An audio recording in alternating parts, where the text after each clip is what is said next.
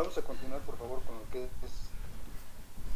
ciclo endomedial. Sé que es viernes, sé que es temprano, pero bueno, pues esto tiene que seguir, no terminé ese programa, ¿no? Pero bueno, vamos con esto. No sé si tengan alguna duda, alguna pregunta con respecto a lo platicado en la clase pasada.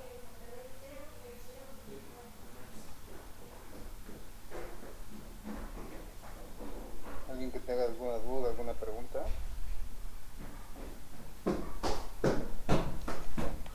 Si no es así, pues vamos a complementar la parte anterior, que fue la de ciclo ovárico. Vamos a hablar de ciclo endometrial y todo va muy de la mano. Todo esto es sincrónico o va sincronizado con respecto a la liberación de hormonas en cuanto a la liberación de GnRH a nivel del hipotálamo, la liberación de FSH a nivel de la adenohipófisis, y esta va a estimular al ovario para producir estrógeno y progesterona. Entonces, esto se tiene que dar de forma digamos, sincronizada, en cantidades o niveles de hormonas adecuados para que se lleve a cabo la menstruación de forma regular y se lleve a cabo desde luego la ovulación. Si hay alguna alteración, como ya les comentaba, en alguno de estos compartimientos, pues de alguna manera esto va a alterar clínicamente la presentación de la menstruación. Y entonces la manifestación final de todo esto pues es el ciclo menstrual, ¿no? Es el sangrado menstrual que se lleva a cabo cada mes. Entonces, básicamente, rápidamente, las capas del útero. Esta clase es muy cortita, ¿eh? Entonces yo espero terminar pronto, ya cualquier día ahorita platicamos. Dentro de las capas del útero, acuérdense que está constituido por músculo, ¿no? Que es este miometrio. Hay una capa de mucosa interna, que es la que se encarga, que es la parte del endometrio, que es la parte funcional del útero, ¿no? Y desde luego, pues una capa de serosa, que es la capa más externa, o peritoneo, que va también a formar parte de estas capas del útero, ¿vale? Dentro de la musculatura del útero, desde luego pues hay una capa externa, que aquí la disposición de las fibras de la musculatura son longitudinales, ¿no? Y se extienden hasta prácticamente en los ligamentos, tanto los ligamentos, todos esos ligamentos que dan sostén al útero, bueno, van a ser prácticamente en esta zona longitudinal de la disposición de estas fibras musculares. Una capa intermedia, que son fibras entrelazadas y fibras en forma de 8. Esta capa intermedia va a ser particularmente importante pues para el momento de la contractibilidad uterina, y desde luego, por ejemplo, en la paciente ya puérpera, y bueno, desde luego en el trabajo de parto son los que van a permitir que se empiecen a contraer estas fibras musculares y bueno, de alguna manera condicionar el trabajo de parto. Pero además en el puerperio esta forma de fibras entrelazadas así en forma de 8 pues va a permitir que al momento de que se dé la expulsión del producto, que se lleva a cabo el alumbramiento, el útero se empieza a contraer y estas fibras constriñan de alguna manera los vasos y con esto se evita una hemorragia obstétrica. De ahí la importancia de dar oxitóxicos, de dar medicamentos que ayuden a la contractilidad uterina, pues para evitar la hemorragia obstétrica. Y una fibra interna también una capa interna, perdón, que van a ser fibras transversales, ¿no? Y que finalmente van a dar lugar a la formación de esfínteres, ¿sale? Acuérdense que el endometrio, bueno, esa es la capa que va a tener receptores para estrógenos, y es la capa que va a ser, ya sea la capa receptiva para el embarazo, o bien si no hay embarazo, bueno, se va a restituir por una capa nueva cada ciclo y cada que se lleve a cabo la ovulación, ¿no? Hay una decidua basal y una decidua funcional. La decidua basal está prácticamente se va a mantener todo el tiempo, y la funcional es la que se va a estar cambiando mes con mes, de acuerdo a las condiciones de cada ciclo, ¿no? Y va a haber de esta decidua funcional, va a haber un estrato esponjoso, un estrato compacto. Acuérdense que también dentro esto va a conformar lo que es el endometrio, y dentro de la irrigación pues va a estar dada por las arterias y venas arqueadas, las arterias helicoidales y algunas arterias rectas, ¿de acuerdo? Estas arterias, cada que viene el ciclo menstrual, se van a condicionar isquemia, y bueno, se va a perder esta capa funcional del endometrio, ¿no? Es la que se va a estar despeñando, desprendiendo cada que viene el ciclo endometrial, el ciclo endometrial. Entonces, rápidamente y platicando más de lo mismo, acuérdense que el ciclo menstrual está regulado prácticamente por el hipotálamo, ¿no? Que a su vez va a estimular la producción de hormonas gonadotrópicas como es la hormona folículo estimulante y la hormona luteinizante. La FSH a nivel ovárico lo que va a hacer es, acuérdense que el folículo dominante es el que mayor cantidad de receptores a FSH tenga. Entonces, entre mayor cantidad es el que va a dominar, ¿de acuerdo? Los demás se van a trecear. Esos folículos van a dar lugar a la producción de estrógenos a nivel ovárico. Estos estrógenos, acuérdense que el precursor de los estrógenos es el andrógeno, y que a nivel de las células de la teca se producen andrógenos, a nivel de las células de la granulosa se convierten esos andrógenos en estrógenos por acción de la aromatasa.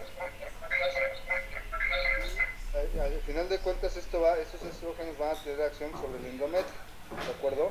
Este endometrio se va a capacitar pues para hacer un endometrio receptivo pues para un embarazo, para la anidación prácticamente. Esa es la función básica del estrógeno a nivel endometrial, ¿sale? Y además el estrógeno va a dar niveles adecuados que permitan que a nivel de GnRH se dé esa liberación pulsátil para que se lleve a cabo mayor producción de hormona luteinizante, pero además va a permitir que al aumentar este aumento en la LH va a condicionar la ruptura folicular y como consecuencia la ovulación, ¿vale? Entonces esos estrógenos, además de que tienen acción a nivel del endometrio, también van a actuar a nivel del sistema nervioso central, haciendo un efecto gatillo, aumentando el LH para que se lleve a cabo la ovulación. Entonces recuerden que se requieren de niveles adecuados de estrógenos para que se lleve a cabo esta ruptura folicular. Puede haber estrógenos, pero si no alcanzan los niveles adecuados para dar ese efecto gatillo, no va a haber ovulación, ¿vale? Y entonces puede haber estrógenos todo el tiempo sin que se lleve a cabo la producción de progesterona porque no hay ovulación, ¿de acuerdo? Y esto puede dar alteraciones del ciclo menstrual. De acuerdo a esto, el ovario, bueno, pues una vez que se da la ovulación, va a dar lugar a la ruptura folicular, ¿no? Y también todas estas células de la teca van a dar lugar a la formación del cuerpo lúteo y van a dar lugar a la producción de progesterona. Esta progesterona lo que va a hacer es que se cambie de un endometrio proliferativo a un endometrio secretor. Entonces, miren, acuérdense que otra vez hablamos del ciclo ovárico, el ciclo endometrial. El ciclo ovárico, la mitad es la fase folicular y la segunda fase es la fase lútea. La primera mitad depende más básicamente de FSH, aunque también interviene LH, ¿no? No quiere decir que en la primera mitad no intervenga el LH, pero donde mayormente se da la producción de LH es a la mitad del ciclo menstrual, ¿sale? Estas hormonas lo que van a permitir es que en el ovario, a nivel del folículo, la FSH va a permitir la maduración del folículo y bueno, como consecuencia va a permitir también la producción de estrógenos, de estradiol, ¿vale? Y a nivel del endometrio va a permitir que este endometrio empiece a proliferar durante la primera mitad del ciclo menstrual. Esa es la fase folicular. Los estrógenos, para que se lleve a cabo la ovulación, se requiere de al menos 180 a 200 picogramos de forma sostenida para que se lleve a cabo el pico de LH, ¿de acuerdo? Si no se da estos niveles de estradiol, puede andar por 150, 120 picogramos, pero si no se da estos niveles de 180 a 200 picogramos 24 horas previas a la ovulación, no va a haber ovulación y como consecuencia no se va a producir progesterona, no va a haber cuerpo lúteo, ¿sale? Y esto va a dar lugar a que al no haber ovulación, pues esta fase folicular, la primera fase, se vea prolongada.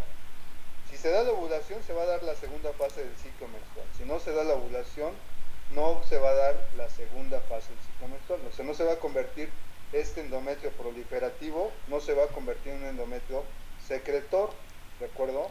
Y no va a tener las condiciones, primero, al no haber ovulación, pues no se libera el óvulo, ¿no? Como tal.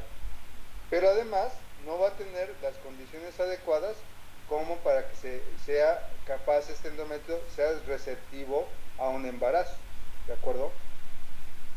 Entonces, al no haber ovulación también, el endometrio se está estimulando si es que hay producción de estrógenos en niveles no tan altos, pero que se estén produce y produce y produce. Puede haber diferentes fuentes de producción de estrógenos, desde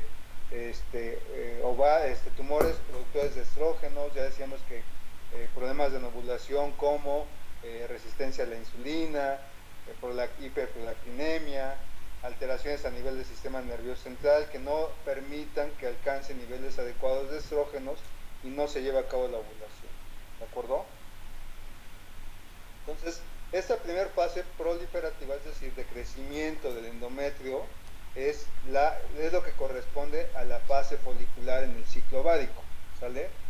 Entonces, este crecimiento va a ser un crecimiento de la decidua funcional, ¿no? Y lo que va a hacer es preparar este endometrio pues para la implantación, básicamente, ¿no? Cada ciclo es lo mismo. Se prepara el endometrio para un embarazo, ¿sale? Está regulada por los estrógenos, ¿sale? Que se producen a nivel ovárico en las células de la granulosa, y al inicio el grosor del endometrio puede ser muy delgadito, de 1 a 2 milímetros. Acá hay crecimiento de esas glándulas endometriales en esta primera fase del ciclo menstrual. Acuérdense, esta fase, si no hay ovulación, habitualmente dura 14 días, pero si no hay ovulación se puede extender por más tiempo. La fase secretora, una vez que se lleva a cabo la ovulación y se produce progesterona, ¿sale? El objetivo de esta fase es que haya un endometrio rico en nutrientes para que las condiciones se lleven a cabo y sea un endometrio receptivo una vez que se lleva a cabo la fecundación, ¿no? Y esto, pues va a haber presencia o la secreción de polimorfonucleares ricos en proteínas, glucógeno hacia esta luz del endometrio, ¿sale? Y desde luego, esto va a permitir que sea un endometrio receptivo. Este endometrio, en esta etapa del ciclo menstrual, ya se ve un endometrio muy engrosado, más de 5 a 6 milímetros de grosor, ¿no? Entonces, digamos que el endometrio, va a depender de estrógenos y de progesterona. Las características de un endometrio proliferativo y un endometrio secretor depende de que haya estrógenos y de que haya progesterona. Eso va a dar el cambio de un endometrio proliferativo a un endometrio secretor. ¿Sale? Vean en esta imagen, digamos que en la fase proliferativa son glándulas que empiezan a aumentar de tamaño, ¿no? Alargaditas, y en esta fase secretora ya son ricas en glucógeno, en proteínas, son la luz de cada glándula, se ve la secreción de sustancias adecuadas para que se lleve a cabo la implantación. Y bueno, ya en la fase menstrual hay zonas de necrosis, hay zonas de isquemia, secundario a que no se presenta la menstruación, disminuye, entonces empieza a disminuir los niveles de progesterona, y como consecuencia se da la liberación de prostaglandinas que condicionan isquemia y que va a condicionar que se pierda ese endometrio funcional y empiece a regenerarse un nuevo endometrio para el siguiente ciclo. Más o menos en este periodo, en el periodo de la fase menstrual como tal, pues ya decíamos que la cantidad normal de sangrado flujo menstrual va desde 40 hasta 70 mililitros en el ciclo, ¿sale? Y básicamente lo mismo, ¿no? Digamos que en esta parte de la menstruación, primera mitad, un endometrio proliferativo, la fase folicular, ¿sale? Hay aumento de estradiol, se requiere de 180 picogramos alrededor de 40 a 50 horas para que se lleve el pico de LH, ¿sale? Y una vez que se da el pico de LH, entonces sí se va a dar la ruptura folicular y como consecuencia las células de la teca van a dar lugar a la formación del cuerpo lúteo y este cuerpo lúteo va a dar lugar a la formación de progesterona, a la liberación o sostén de progesterona, ¿sale? Si nosotros quitamos este cuerpo lúteo y hay un embarazo, se va a perder el embarazo porque quitamos la fuente de progesterona y como consecuencia va a ser un endometrio poco receptivo para el embarazo, ¿no? Y se puede perder. De ahí se basa mucho que en las pacientes con amenazas de parto o amenazas de aborto se les agregue progesterona. Sin embargo, tenemos que demostrar que hay una deficiencia de fase lútea o deficiencia de progesterona, pues para tener razón de aplicar progesterona. Hay muchas causas de amenazas de parto o amenazas de aborto y que a veces ni siquiera requieren de progesterona, ¿no? Pero es muy frecuente encontrar eso, que se les administra progesterona a casi todas las pacientes con amenazas de aborto o amenazas de parto pretermino cuando en realidad a veces ni lo necesitan. Pero bueno, esta temperatura corporal basal, acuérdense que hay una temperatura corporal, se lleva a cabo la ovulación, si hay ovulación hay aumento de progesterona y la progesterona tiene un efecto termógeno, aumenta la temperatura hasta 0.5 grados centígrados y entonces si ustedes llevan una curva diaria de temperatura corporal basal y se lleva a cabo la ovulación, esta puede ser una prueba fiable de ovulación cuando hay aumento de la temperatura, ¿sale? Primera mitad se producen estas hormonas a nivel de la adenohipófisis, estrógeno, FSH, LH, pero recuerden que la LH sí actúa en la primera, en la fase folicular, sin embargo, donde mayor acción es a la mitad del ciclo menstrual, y FSH pues es la que va a permitir que se lleve a cabo la formación o el crecimiento del folículo dominante. Y además, esto a su vez permite la liberación de estrógenos, específicamente estradiol, para que se lleve a cabo este efecto gatillo, esta retroalimentación positiva, liberación de LH y como consecuencia ruptura folicular y se lleva a cabo la ovulación. Entonces, como verán, todo esto está sincronizado. Si hay una alteración en alguna de estas partes, pues todo lo demás como consecuencia se puede ver afectado. ¿De acuerdo? Entonces, bueno, pues esto, si hay destrucción del cuerpo lúteo, si no hay embarazo, pues van a disminuir todos esos esteroides a nivel del endometrio, tanto estrógenos como progesterona. Esto va a condicionar un espasmo a nivel de las arterias espirales, va a condicionar isquemia y como consecuencia esto va a dar lugar a ruptura de todas esas células a nivel endometrial y como consecuencia pues va a haber destrucción tisular y esto va a dar lugar a la menstruación, al sangrado menstrual. El vasoespasmo de estas arteriolas va a estar dado por las prostaglandinas, ¿no? Y como consecuencia, pues esto condiciona isquemia.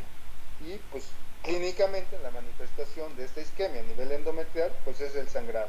Y es la manifestación clínica final de que no hubo embarazo, ¿no?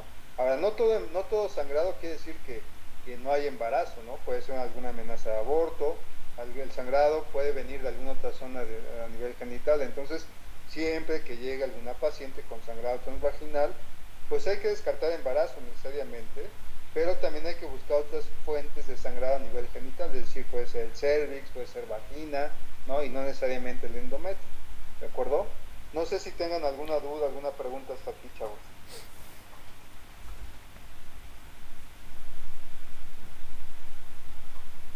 ¿Están despiertos? Sí, doctor. ¿Sí? ¿Dudas, preguntas? ¿Sí quedó clara esta parte? Porque digamos que esta es la base para el manejo de toda esta cuestión de las alteraciones del ciclo menstrual, ¿sale? Si yo, si yo sé, si yo sospecho o hago el diagnóstico de una paciente que está no ovuladora, ¿no? Es decir, que no ovula, entonces la sospecha clínica para mí, al no ovular, quiere decir que no se produce progesterona, ¿no?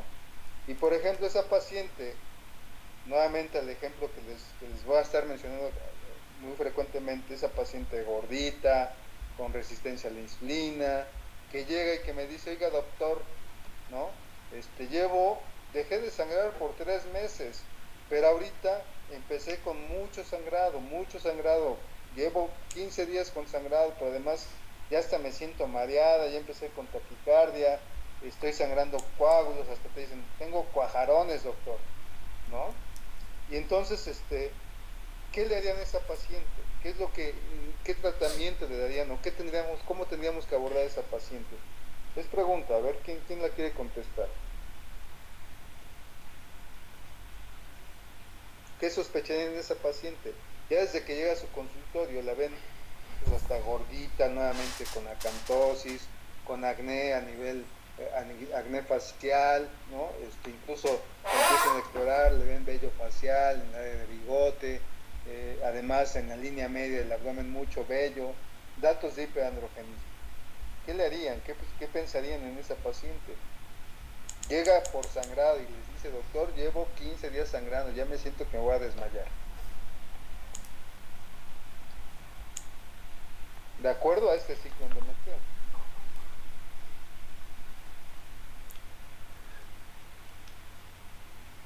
A ver, Paolo, ¿qué le harías a esta paciente? Hola, doctor.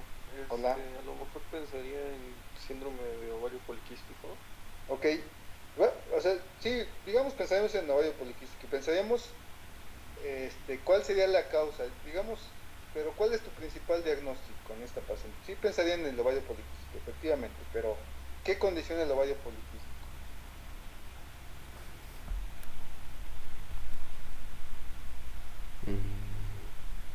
Esto me interesa porque si no, no captamos la idea. Entonces, a ver, ¿qué le harían a esta paciente?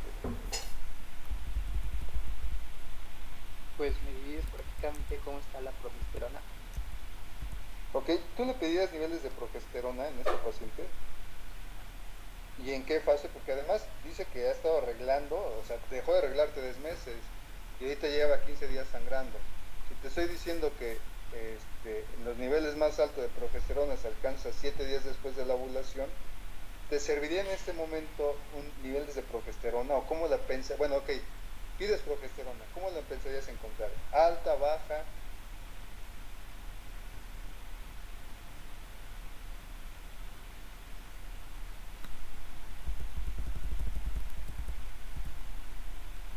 Pues doctor, usted nos ha mencionado que como no ha tenido como tal por 3 meses ese sangrado, significa que no ha habido ovulación. Si no hay ovulación, no se produce progesterona. Okay. Tú sospecharías que progesterona estaría a niveles bajos, ¿no? Sugestivos de anovulación. Así es, doctor, porque lo Okay. único que produce es estrógeno. De acuerdo. Miren, esta paciente, así específicamente, es muy característico el patrón menstrual. Esta paciente gordita, anovuladora crónica. Le estoy dando el ejemplo de una resistencia a la insulina, una paciente obesa, tal, ¿no? Pero igual les puede llegar una paciente delgadita, ¿no? Y que también te saca así como que de repente de onda porque dice, caray, también presentan ese tipo de patrón menstrual, sí, también lo puede presentar. Pero es más característico en la paciente gordita, bonachona, en cuestiones así, ¿no? Entonces, mire, esta paciente que deja de ovular, digamos que sabemos que si hay sangrado, quiere decir que esta paciente sí está produciendo estrógenos, ¿no?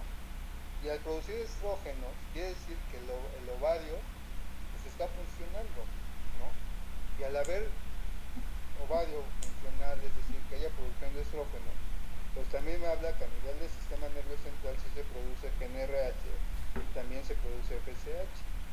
¿Dónde está el problema? Está alterado el mecanismo de retroalimentación. En algún momento sí puede haber estrógeno, ¿vale? Pero no alcanzan estos niveles adecuados, lo que ya les decía, niveles adecuados de estradiol, para que se lleve a cabo el tipo de diálisis, ¿vale? Entonces, inicialmente, pues lo primero que tengo que descartar es embarazo. Descartamos embarazo. La doctora me dice, oiga, pienso que puede ser anovuladora porque pues lleva 3 meses sin sangrar y ahorita llegó un sangrado abundante, efectivamente, ¿sale? Si yo sospecho una anovulación, digamos que lo que pienso es que sí hay producción de estrógenos y pueden hacer endometrios muy gruesos, ¿vale? Y entonces, en este momento que me llega con sangrado por 15 días y que es abundante, es secundario a que este endometrio se estuvo estimulando por estrógenos. No hay ovulación y no hay contraposición por parte de la progesterona a los estrógenos, ¿de acuerdo? Y entonces, esta fase folicular, la primera fase del ciclo, en lugar de durar 14 días, pues ya duró 3 meses, ¿no? ¿Y cuál sería el tratamiento para esta paciente inicialmente para el control de la hemorragia? ¿Qué le darían a esta paciente?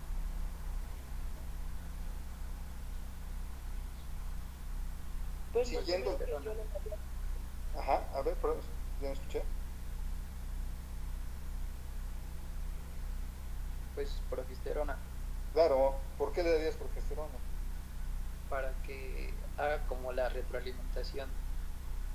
Sí, Y básicamente lo que vamos a hacer con progesterona, si sabemos y sospechamos de anovulación, pues lo que sabemos es que no produce progesterona, como ya bien lo dijeron, y entonces yo daría una progestina para contraponerse al efecto de los estrógenos.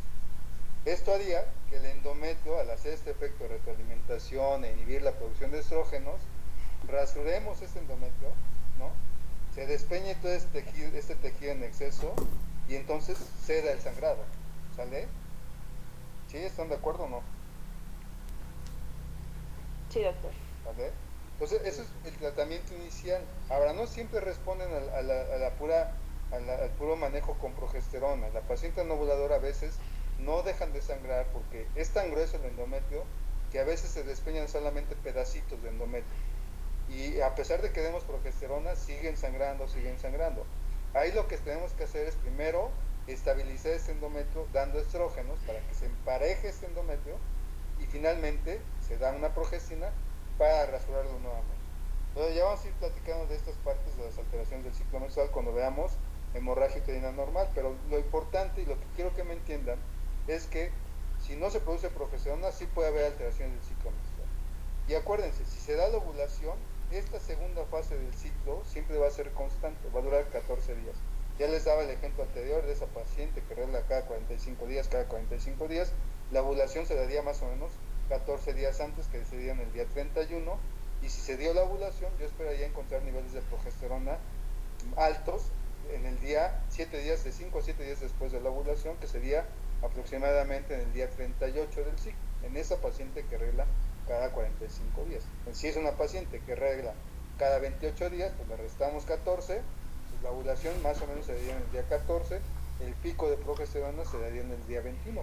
Por eso pedimos niveles de progesterona día 21 del ciclo menstrual, pero en las pacientes que reglan cada 28 días. Si reglaran cada 45, bueno, pues ya tenemos que ir variando de acuerdo a las condiciones de cada paciente. ¿Dudas, preguntas hasta aquí, chavos?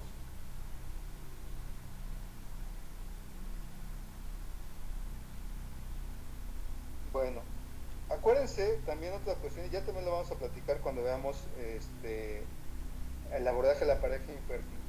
Pero en esta paciente, en el ejemplo que les pedía, si ustedes le dicen, bueno, ok, no control el sangrado, le voy a tomar una biopsia de endometrio o vamos a hacer un legrado biopsia. El legrado biopsia tiene dos finalidades. Uno es al hacer un legrado, lo que hacemos es rasurar el endometrio, ¿no?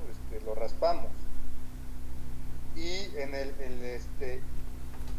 y bueno, y de eso va a ser para el control. Una es para hacer hemostasia y dos, ese tejido se manda a estudio histopatológico.